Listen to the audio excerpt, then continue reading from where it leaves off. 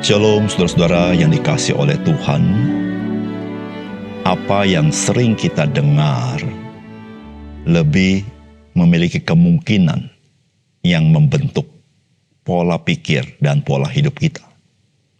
Saudara, mari sebagai orang percaya kita lebih mempersering mendengar dan membaca firman Allah supaya pola pikir kita, pola hidup kita adalah pola yang Tuhan kehendaki. Salam jumpa dalam program Tuhan adalah Gembalaku. Saudara, hari ini di era teknologi informasi, maka kita dengan mudah dan dengan cepat mendapatkan akses untuk mendapatkan informasi. Sehingga informasi apapun bagaikan air bah yang melanda kehidupan kita. Termasuk di dalamnya kita juga mendapatkan berita-berita melalui sarana media digital, informasi-informasi yang tidak benar dan yang menyesatkan di dalam segala aspek kehidupan kita terkait juga dengan iman kita. Saudara, firman Tuhan dalam Ibrani pasal 2 ayat 1-4 mengatakan demikian. Karena itu harus lebih teliti kita memperhatikan apa yang telah kita dengar supaya kita jangan hanyut di bawah arus. Sebab kalau firman yang dikatakan dengan perantaran malaikat-malaikat tetap berlaku, dan setiap pelanggaran-pelanggaran dan ketidaktaatan mendapat balasan yang setimpal, bagaimanakah kita akan luput jikalau kita menyia-nyiakan keselamatan yang sebesar itu, yang mula-mula diberitakan oleh Tuhan dan oleh mereka yang telah mendengarnya, kepada kita dengan cara yang dapat dipercayai, sedangkan Allah meneguhkan kesaksian mereka oleh tanda-tanda dan mujizat-mujizat dan oleh berbagai-bagai penyataan kekuasaan dan karena Roh Kudus yang dibagi-bagikannya menurut kehendaknya. Saudara, nasihat firman Tuhan mendorong kita untuk kita lebih seksama untuk merenungkan firman Tuhan dan berulang-ulang merenungkannya supaya kita tidak dibawa hanyut oleh arus dunia ini. Saudara, mari kita membaca 2 Tawarikh pasal yang ke-32. Setelah peristiwa yang menunjukkan kesetiaan Hizkia itu, datanglah Sanherib, Raja Asyur, menyerbu Yehuda. Ia mengepung kota-kota berkubu dan berniat merebutnya. Ketika Hizkia mengetahui bahwa Sanherib datang hendak memerangi Yerusalem, ia berunding dengan para panglima dan pahlawannya untuk menutup segala mata air yang terdapat di luar kota dan mereka itu bersedia membantunya. Maka berkumpullah banyak orang, mereka menutup semua mata air dan sungai yang mengalir dari tengah-tengah negeri itu. Kata mereka, mengapa raja-raja Asyur harus mendapat banyak air kalau mereka datang?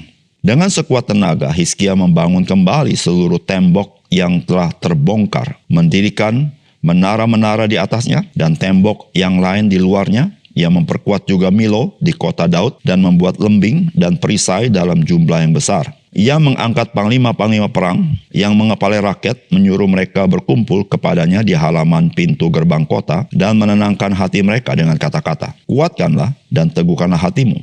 Janganlah takut dan terkejut terhadap Raja Asyur, serta seluruh laskar yang menyertainya, karena yang menyertai kita lebih banyak daripada yang menyertai dia. Yang menyertai dia adalah tangan manusia, tetapi menyertai kita adalah Tuhan, Allah kita, yang membantu kita dan melakukan peperangan kita. Oleh kata-kata Hizkia, Raja Yehuda itu, rakyat mendapat kepercayaannya kembali. Sesudah itu Sanherib, Raja Asyur yang sedang mengepung Lakis dengan seluruh kekuatan tentaranya, mengutus beberapa pegawai ke Yerusalem kepada Hizkia, Raja Yehuda, dan kepada semua orang Yehuda yang ada di Yerusalem dengan pesan, beginilah titah Sanherib, Raja Asyur, apakah yang kamu harapkan? Maka kamu tinggal saja di Yerusalem yang terkepung ini. Bukankah Hizkia memperdayakan kamu supaya kamu mati kelaparan dan kehausan dengan mengatakan Tuhan Allah kita akan melepaskan kita dari tangan Raja Asyur? Bukankah Hizkia ini yang menjauhkan segala bukit pengorbanan mezbah Tuhan itu dan berkata kepada Yehuda dan Yerusalem, hanya di depan satu mezbah kamu harus sujud, menyembah dan membakar korban di atasnya? Tidakkah kamu ketahui apa yang aku dan nenek moyangku lakukan terhadap semua bangsa negeri-negeri lain? Apakah para Allah bangsa-bangsa segala negeri itu pernah berhasil melepaskan negeri mereka dari tanganku? Siapakah daripada semua Allah bangsa-bangsa yang sudah ditumpas nenek moyangku itu dapat melepaskan bangsanya dari tanganku? Masakan Allahmu dapat melepaskan kamu dari tanganku? Sekarang janganlah Hizkia memperdayakan dan membujuk kamu seperti ini. Janganlah percaya kepadanya, karena tidak ada Allah dari bangsa atau kerajaan manapun yang dapat melepaskan bangsanya dari tanganku dan dari tangan nenek moyangku. Lebih-lebih lagi Allahmu itu takkan dapat melepaskan kamu dari tanganku. Dan masih banyak lagi yang diucapkan pegawai-pegawai Sanherib itu menentang Tuhan Allah dan menentang Hizkia hambanya. Ia menulis juga surat yang penuh cela dan hujat terhadap Tuhan Allah Israel, bunyinya, sebagaimana para Allah bangsa-bangsa segala negeri lain tidak dapat melepaskan bangsanya dari tanganku, demikian pula Allah Hizkia takkan dapat melepaskan bangsanya dari tanganku. Dan mereka berseru dengan suara nyaring dalam bahasa Yehuda kepada rakyat Yerusalem yang ada di atas tembok untuk menakutkan dan mengejutkan mereka supaya mereka dapat merebut kota itu. Mereka berbicara tentang Allah Yerusalem seperti tentang para Allah bangsa-bangsa di dunia adalah buatan tangan manusia. Tetapi oleh karena Raja Hizkia dan Nabi Yesaya bin Amos berdoa dan berseru kepada sorga, lalu Tuhan mengirim malaikat yang melenyapkan semua pahlawan yang gagah perkasa, pemuka dan panglima yang ada di perkemahan Raja Asyur, sehingga ia kemalu-maluan kembali ke negerinya. Kemudian ia ditewaskan dengan pedang oleh anak-anak kandungnya sendiri ketika ia memasuki rumah Allahnya. Demikianlah Tuhan menyelamatkan Hizkia dan penduduk Yerusalem dari tangan Sanherib, Raja Asyur, dan dari tangan semua musuhnya, dan ia mengaruniakan keamanan kepada mereka di segala penjuru. Banyak orang membawa persembahan ke Yerusalem untuk Tuhan, dan barang-barang berharga untuk Hizkia, Raja Yehuda. Sejak itu ia diagungkan oleh semua bangsa.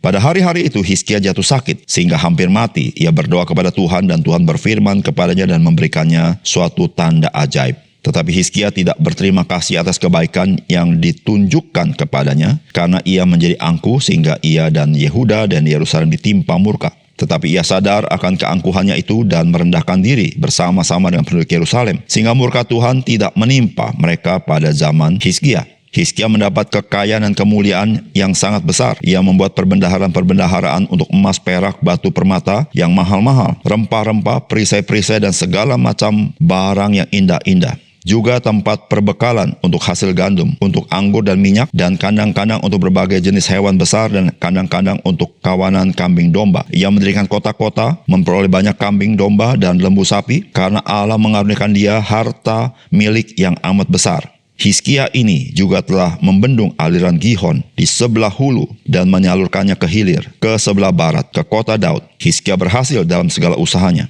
Demikianlah juga ketika utusan-utusan raja-raja Babel datang kepadanya untuk menanyakan tentang tanda ajaib yang telah terjadi di negeri. Ketika itu Allah meninggalkan dia untuk mencobainya supaya diketahui segala isi hatinya. Selebihnya dari riwayat Hizkia dan perbuatan-perbuatannya yang setia, sesungguhnya semuanya itu tertulis dalam penglihatan Nabi Yesaya bin Amos dalam kitab Raja-Raja Yehuda dan Israel. Kemudian Hizkia mendapat perhentian bersama-sama dengan nenek moyangnya dan dikuburkan di pendakian ke pekuburan anak-anak Daud. Pada waktu kematiannya, seluruh Yehuda dan Yerusalem memberi penghormatan kepadanya. Maka Manasye, anaknya, menjadi raja menggantikan dia. Saudara yang dikasihi oleh Tuhan, Raja Hizkia telah menunjukkan kesetiaannya. Namun, kesetiaan itu harus teruji sampai dengan akhirnya. Demikianlah kesetiaan Raja Hizkia kepada Tuhan diuji di dalam kehidupannya. Dalam bagian ini dikisahkan kerajaan Yehuda didatangi oleh pegawai-pegawai Sanherib, Raja Asyur. Dan juga Raja Hizkia mengalami sakit. Dan saudara, apakah pesan firman Tuhan dari bagian firman Tuhan ini? Yang pertama, ketika seseorang memakai perkataannya untuk melemahkan kita, marilah kita memakai perkataan kita untuk berdoa kepada Tuhan. Sebab Tuhan adalah kekuatan kita yang sesungguhnya. Saudara, firman Tuhan berkata begini, dan mereka berseru dengan suara nyaring dalam bahasa Yehuda kepada rakyat Yerusalem yang ada di atas tembok untuk menakutkan dan mengejutkan mereka, supaya mereka dapat merebut kota itu. Mereka berbicara tentang Allah Yerusalem seperti tentang para Allah bangsa-bangsa di dunia adalah buatan tangan manusia. Tetapi oleh karena itu, Raja Hizkia dan Nabi Yesaya bin Amos berdoa dan berseru kepada sorga. Saudara yang dikasih oleh Tuhan, kedatangan orang-orang daripada Raja Asyur, Sanherib. Mereka datang untuk mencela Tuhan Allah yang dipercaya oleh umat Tuhan. Dan mereka melakukannya di dalam bahasa umat Allah itu sendiri. Yaitu tujuannya adalah untuk melemahkan iman mereka. Sehingga bangsa Asyur bisa merebut Yehuda daripada kekuasaan Raja Hizkia. Dan saudara, perkataan-perkataan mereka itu memang kalau kita baca, saudara, adalah perkataan-perkataan yang mendorong umat untuk tidak percaya kepada Tuhan Allah. Dengan tidak percaya kepada Raja Hizkia. Dan saudara, yang menarik adalah, saudara, Alkitab mencatat, dikatakan, tetapi oleh karena itu, Raja Hizkia dan Nabi Yesaya bin Amos berdoa dan berseru kepada sorga. Saudara, artinya saudara-saudara, karena celaan-celaan itulah yang mendorong Raja Hizkia dan Nabi Yesaya berdoa kepada Tuhan. Dan kita tahu hasilnya.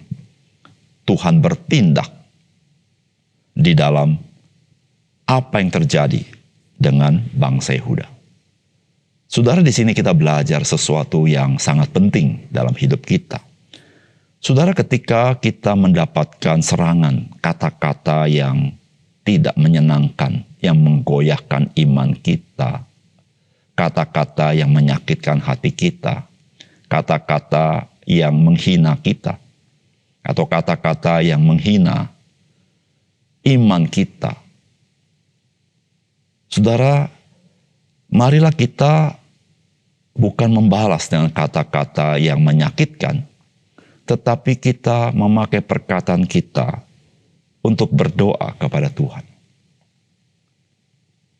Saudara, ketika kita memakai kata-kata kita untuk membalas kata-kata orang yang menyakitkan kita, kita memakai kekuatan kita sendiri dan akal budi kita. Dan tentu, saudara, segala sesuatu yang kita lakukan itu di dalam keterbatasan kita. Namun, saudara, ketika kita memakai perkataan kita untuk berdoa kepada Tuhan, maka Tuhan adalah Tuhan yang maha hikmat. Dia tahu apa yang Dia hendak lakukan. Dan saudara, Tuhan itulah kekuatan dalam hidup kita.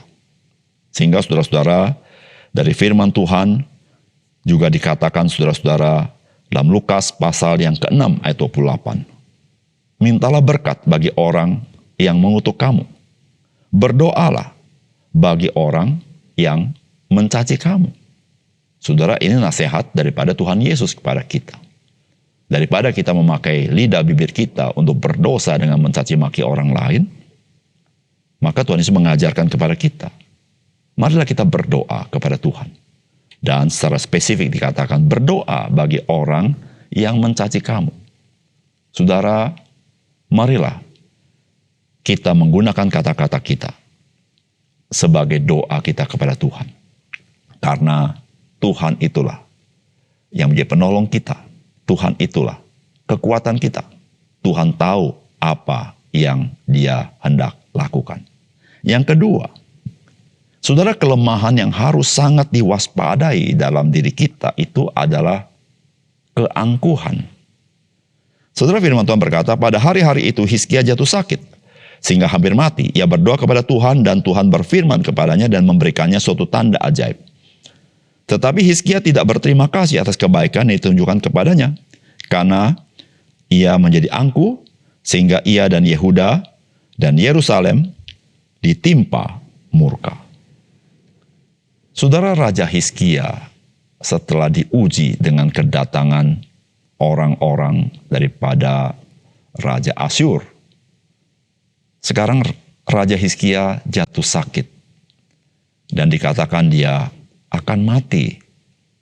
Namun saudara, Tuhan mendengar doanya. Maka Tuhan memperpanjang usianya dengan memberikan tanda ajaib. Bagaimana respon Hizkia terhadap apa yang Allah lakukan di dalam kemurahannya kepadanya? Alkitab mencatat, tapi Hizkia tidak berterima kasih atas kebaikan yang ditujukan kepadanya. Mengapa tidak berterima kasih? Karena ia menjadi angkuh. Saudara yang dikasih oleh Tuhan, kelemahan yang harus sangat diwaspadai dalam hidup kita sebagai orang percaya adalah keangkuhan.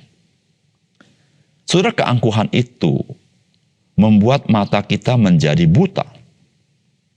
Buta dalam hal apa? Buta bahwa pertolongan kita itu adalah dari Tuhan, bukan karena kekuatan kita. Saudara, Hizkia bisa panjang umurnya ditambahkan, itu karena kebaikan Tuhan. Dia seharusnya sudah wafat, namun Tuhan perpanjang usianya. Saudara, Tuhan juga yang menolong Raja Hizkia terhadap cengkraman Raja Asyur. Raja Hizkia menjadi seorang yang tidak tahu berterima kasih. Saudara, disitulah ekspresi daripada orang yang angkuh. Tidak berterima kasih artinya dia merasa apa yang dia terima itu yang dia raih dengan kemampuannya sendiri. Saudara, sebagai orang percaya, kita harus sangat waspada. Janganlah dari hati kita timbul sikap tidak berterima kasih kepada Tuhan. Namun kita merasa apa yang kita terima itu adalah yang kita raih dengan kekuatan kita.